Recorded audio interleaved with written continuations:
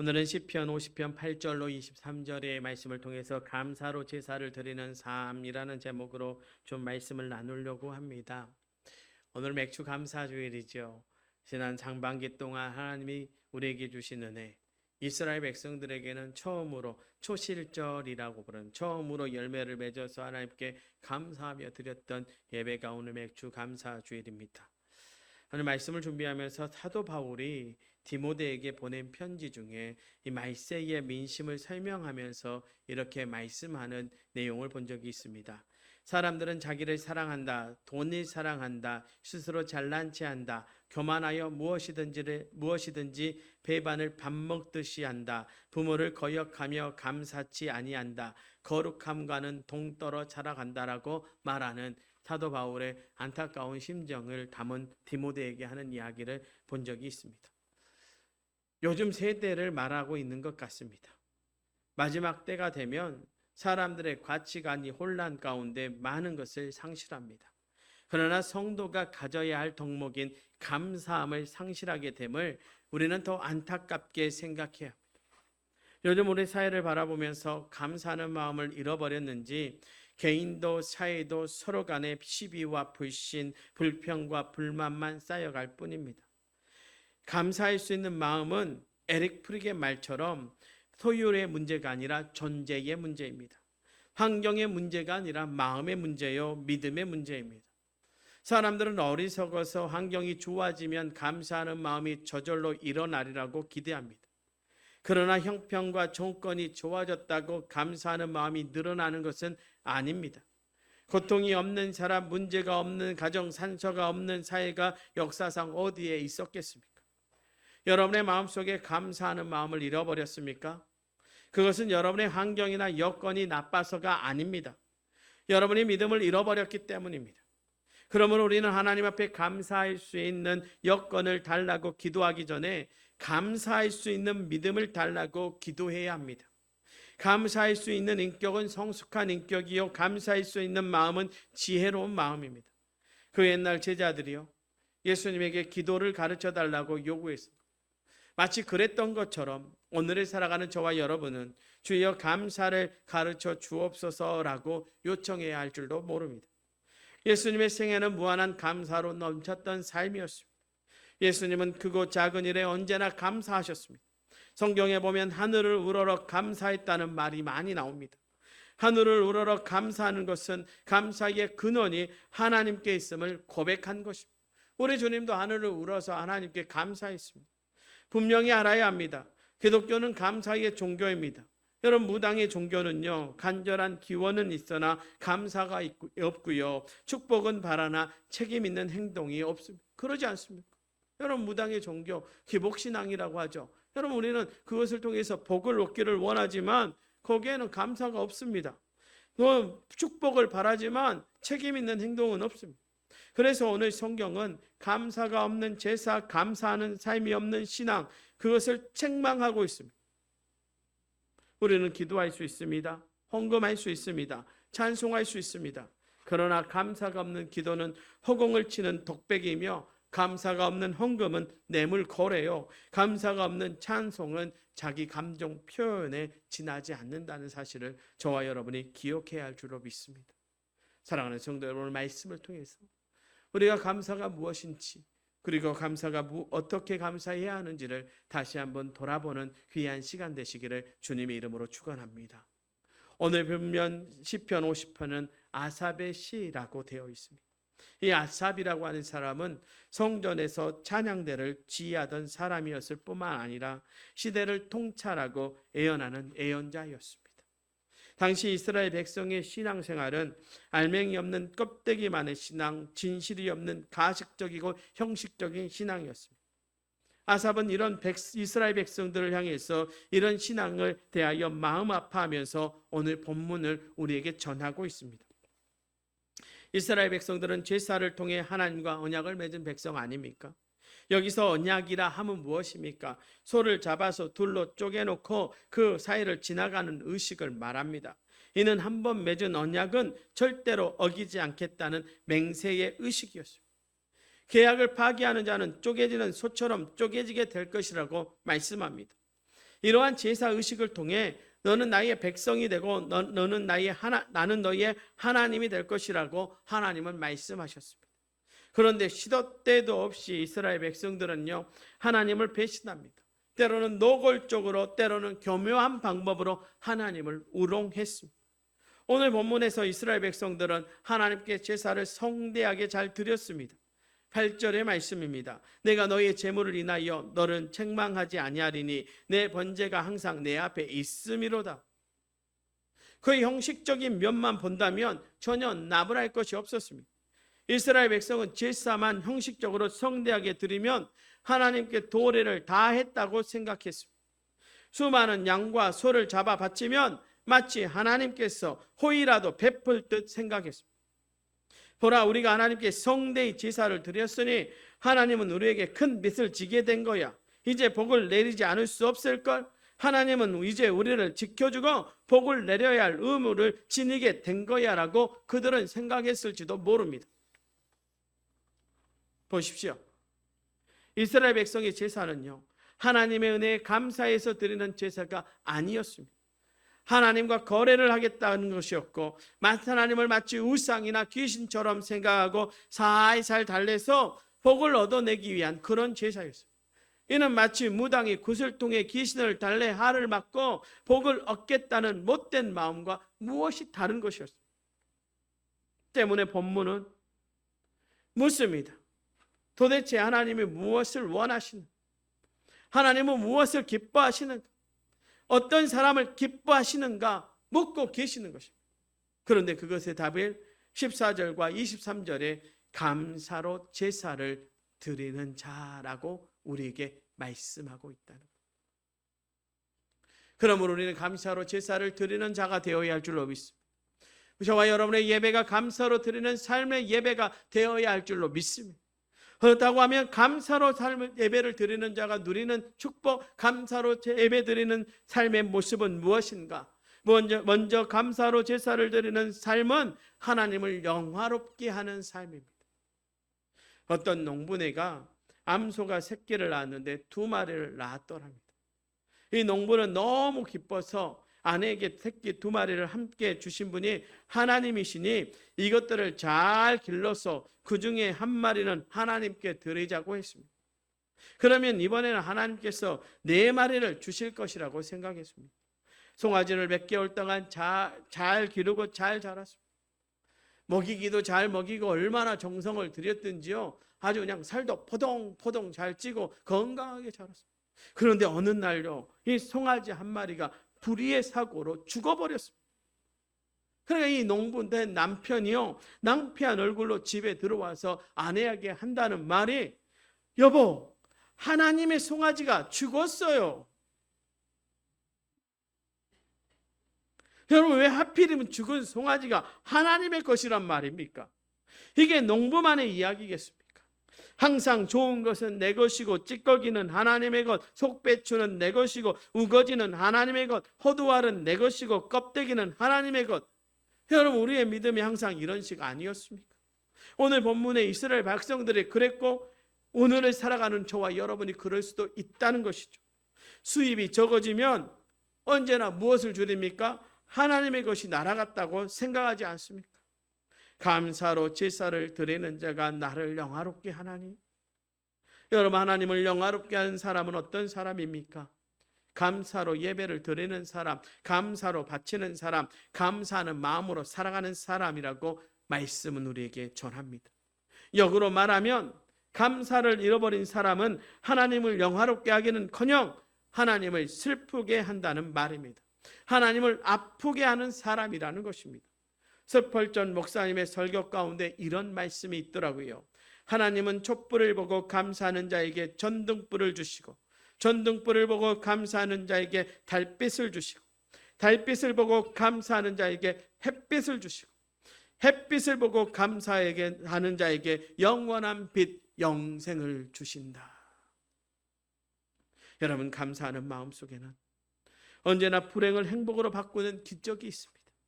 불평한 운명을 바꾸는 유일한 길은 감사하는 마음을 갖는 것입니다. 날 낳아주신 부모님께 감사하는 마음을 가질 때 온 생에 대한 감사가 일어납니다. 남편에게 감사하고 아내에게 감사하는 마음을 가질 때 그 남편이 내 남편이 되고 그 아내가 내 아내가 되는 것입니다. 자신의 존재에 대해서 감사하는 마음을 가질 때 온 생애가 새로워지는 것입니다.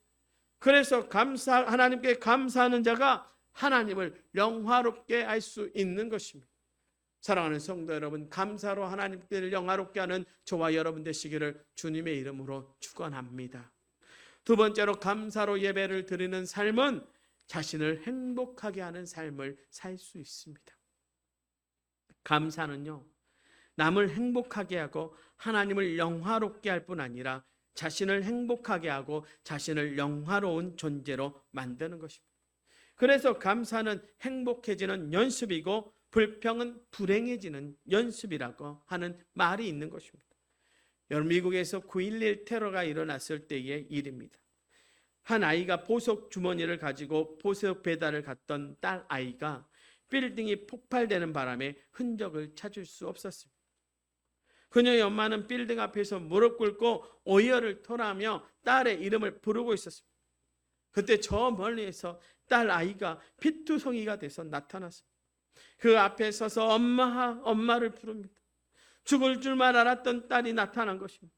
딸을 와락 끌어안을 때 아이가 이랬습니다. 엄마 미안해, 보석을 다 잃어버렸어 라고 딸이 말했습니다. 엄마는 말합니다. 아니다 딸아, 너는 내 앞에 살아있다는 사실 하나만으로 엄마에게 가장 큰 선물을 준 것이다.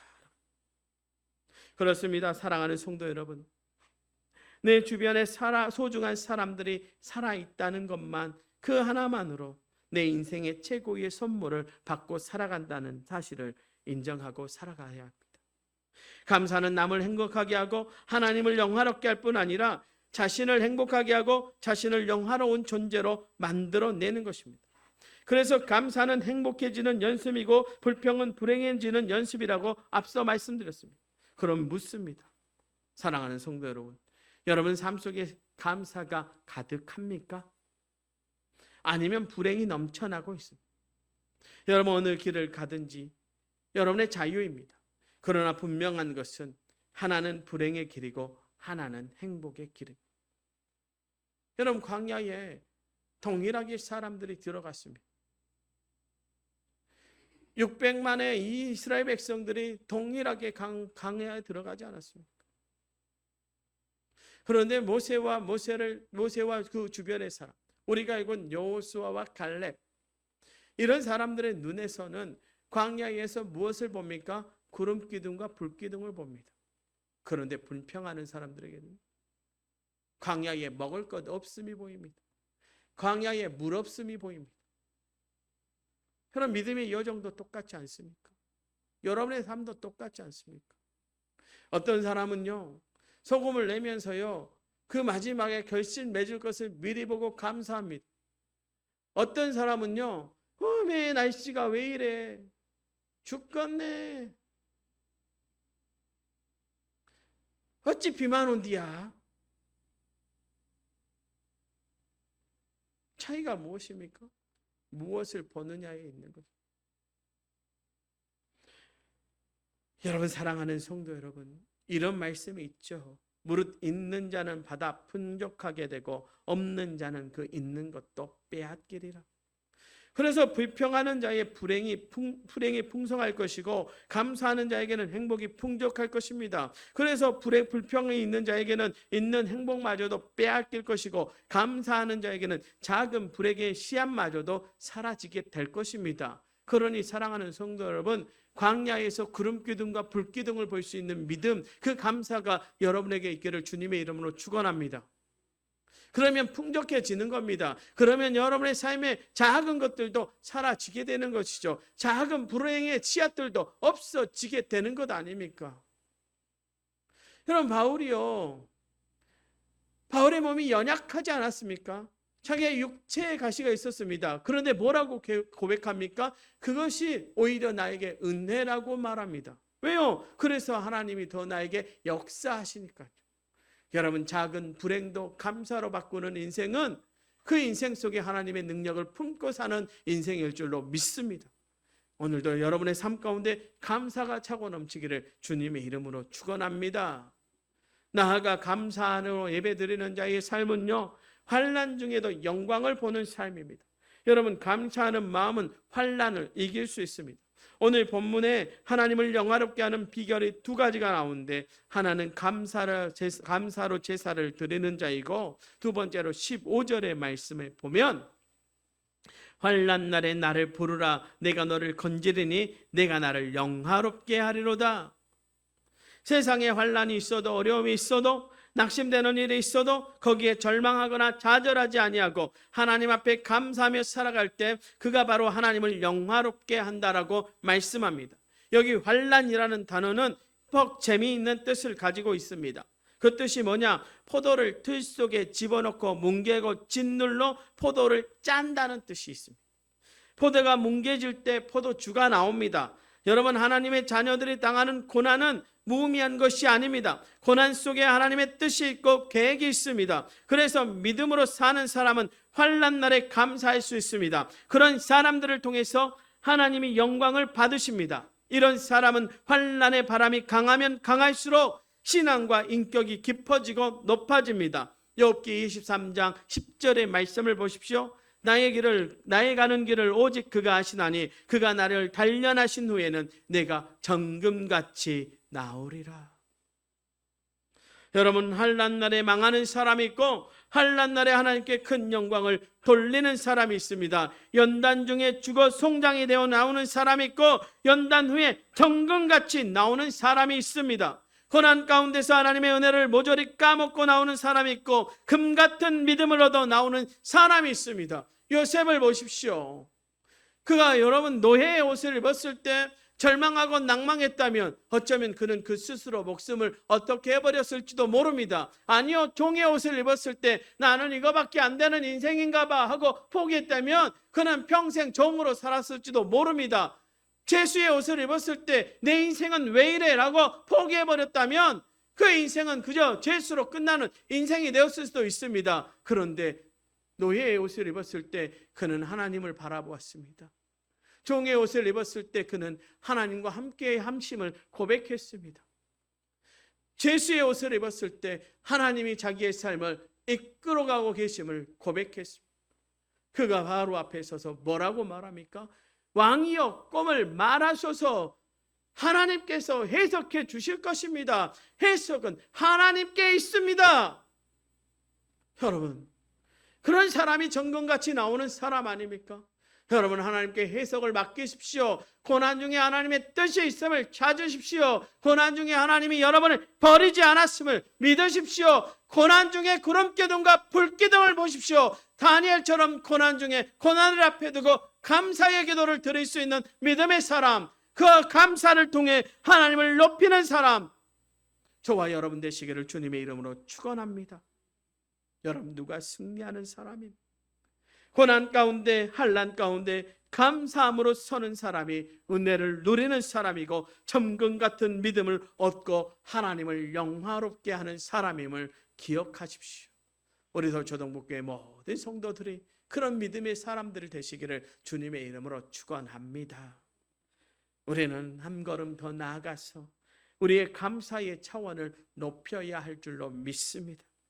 내가 받았기 때문에 하는 감사, 조건 때문에, 환경 때문에 하는 감사는 세상 사람 누구나 할 수 있는 감사입니다. 이것을 기복적인 감사이죠. 이제 우리는 감사의 차원을 높여야 합니다. 받은 복을 세어보는 계산법을 달라야 합니다. 신앙인의 감사는 다른 사람들이 한 번 감사할 때 두 번 감사하는 양적인 문제가 아닙니다. 감사 차원의 문제입니다. 시공의 문제가 아니라 3차원, 4차원의 문제라는 것입니다. 내가 가진 것 때문에 감사하는 사람은 결국 나도 불행해지고 다른 사람도 불행하게 만듭니다. 여러분, 내가 값비싼 다이아몬드를 끼고 그 다이아몬드 반지를 끼고 가난한 사람들이 나를 부러워하게 한다면 다른 사람을 불행하게 만드는 것 아니겠습니까? 내가 잘 산다고 그걸 가지고 자랑하고 다니면 다른 사람들이 나 때문에 불행해지는 것 아니겠습니까? 내 자식이 공부 좀 잘한다고 그것 지나치게 자랑하고 다니면 다른 사람들을 기죽이는 것 아니겠습니까? 그러니까 앞으로 우리도 조동북교회는 자식 자랑할 때는 10만 원씩 5만 원씩 내고 하시고, 손주 자랑하실 때는 10만 원씩 내고 하십시오. 그래야 조금이라도 덜 속이 상한. 웃자고 하는 이야기지만, 여러분, 이런 감사는요, 하나님을 영화롭게 하는 감사가 아닙니다. 자신과 이웃을 행복하게 하는 감사가 아닙니다. 정이 다른 사람이 부러워하게 만들고 싶으면 내 인격을 부러워하게 만들고, 내 신앙을 부러워하게 만들고, 내 기도를 부러워하게 만들어야 할 줄로 믿습니다. 무엇보다 내 비전을 부러워하게 하십시오. 전도하여 제자 만드는 내 비전의 능력을 부러워하게 하십시오. 내 환경을 자랑하지 말고 내 속에 역사하시는 하나님을 자랑하며 살아갈 때 나도 행복해질 수 있는 것이고, 나를 보는 사람들에게 행복을 나누어 줄 수 있고, 하나님을 영화롭게 하는 사람이 되는 것입니다. 여러분, 뼈가 썩어 들어가는 고난 속에서도 오직 하나님 한 분 때문에 기뻐하며 살 수 있었고, 그분을 자랑하며 살 수 있었고, 감사하며 살 수 있었던 한 선지자가 있습니다. 비록 무화과 나무가 무성치 못하고, 포도나무에 열매가 없으며, 감람나무에 소출이 없으며, 밭에 식물이 없으며, 우리의 양이 없으며, 외양간에 소가 없을지라도 나는 여호와로 인하여 즐거워하며 나의 구원의 하나님으로 인하여 기뻐하리로다 라고 선포한 하박국 선지자입니다. 그리고 그는 이어지는 마지막 말씀에 뭐라고 말합니까? 하박국 3장 19절의 말씀에 주 여호와는 나의 힘이시라, 나의 발을 사슴과 같게 하사 나로 나의 높은 곳에 다니게 하시리로다 라고 고백합니다. 여러분, 환난의 포스가 나를 공격해 온다 할지라도요, 인생의 무거운 짐이 나를 짓누른다 할지라도요, 세상의 수많은 포스가 나를 공격해 온다 할지라도요, 나는 믿음의 날개를 달고 저 높은 정상을 향하여 뛰어 올라가게 될 것이다. 그 높은 정상에서 세상 사람들이 보지 못하는 저 세계를 보게 될 것이며, 믿음의 날개를 달고 푸른 창공을 솟아올라 이 세상을 정복하며 살아가게 될 것이다. 하박국 선지자가 그렇게 우리에게 노래하고 있습니다. 이 노래가 여러분의 노래가 되기를 주님의 이름으로 부탁을 드립니다. 이 노래가 여러분의 고백가 되기를 주님의 이름으로 축원합니다. 여러분, 인생의 막다른 골목에서 울며 달려나온 분이 계십니까? 이 시간 여러분들에게 하나님께서 무릎에 힘을 주시기를 원합니다. 그 무릎을 꿇고 하나님 앞에 기도할 때 기도의 응답이 이루어지고 하늘이 갈라지고 놀라운 축복이 임하는 여러분들의 삶이 되기를 주님의 이름으로 축원합니다. 인생의 땅을 기면서 안타까이 이 세상 한복판에 울며 나오신 분이 계십니까? 하나님 이 시간 여러분의 모두에게 믿음의 날개를 달아주시기를 주님의 이름으로 축원합니다. 능히 세상 사람들이 오르지 못한 저 높은 창공 위에서 이 세상을 바라볼 때에 땅의 것들이 작아 보이게 되는 것입니다. 하늘에 신령한 비전의 세계를 향하여 날아오르게 되는 것입니다. 아마 세상 사람들이 그런 사람들을 보면서 저 사람은 무엇을 가졌기에 저렇게 당당한가? 저 사람은 무엇을 가졌기에 저렇게 위엄 있게 품위 있게 살아가는 것인가? 여러분, 어떤 사람을 그렇게 바라보겠습니까? 바로 하나님의 사람, 하나님으로 감사하고 하나님으로 찬양하는 인생을 세상이 바라볼 때 그렇게 말하는 것입니다. 여러분, 무엇이 우리를 당당하게 합니까? 우리가 가지고 있는 물질이요, 우리가 가지고 있는 능력이요, 우리가 가지고 있는 명예요, 우리가 가지고 있는 권력입니까? 여러분, 권력의 산은 언젠가 내려와야 하고요, 명예의 산은 언젠가 내려와야 됩니다. 물질은요, 세상 끝날까지 우리가 가져갑니까? 우리가 세상 떠날 때 놓고 가는 것이 물질이죠. 어느 누구도 영원히 소유할 수 없는 것입니다. 그러나 영원히 우리의 소유가 되어주시는 분이 계시지요. 예수 그리스도. 하나님은 우리의 영원한 소유가 되어주십니다. 그러니 그분으로 인하여 감사하고 그분으로 인하여 당당한 인생이어야만이 하나님을 영화롭게 하고 한 차원 높은 감사를 할 수 있는 인생입니다. 그런 인생은 광야의 어두움을 보지 않지요. 광야의 추움을 보지 않지요. 광야의 두려움에 떨지 않죠. 여러분, 사망의 음침한 골짜기를 다닐지라도 해를 두려워하지 않았던 다윗의 고백을 기억하십니까? 왜요? 하나님으로 인해 감사하니, 하나님과 함께함을 고백하니, 그곳에서도 사망의 음침한 골짜기를 보는 것이 아니라 생명의 하나님을 볼 수 있는 믿음의 눈을 가진 것입니다. 사랑하는 성도 여러분, 이 한 주간 여러분이 감사로 하나님께 영광 돌리기를 주님의 이름으로 축원합니다. 환경을 바라보는 믿음의 사람들이 아니라 하나님을 올곧게 바라보는 믿음의 사람으로 살아갈 수 있기를 주님의 이름으로 축원합니다. 광야 같은 이 세상 속에서 하나님만을 감사로 삼고 살아가는 믿음의 사람, 우리 도초동북교회 모든 성도들 되시기를 주님의 이름으로 축원합니다. 이 한 주간도 감사로 제사 드리는 삶, 그 삶을 통해 하나님을 영화롭게 하고 다른 이들을 행복하게 하는 믿음의 사람, 우리 도초동북교회 모든 성도들 되시기를 주님의 이름으로 축원합니다.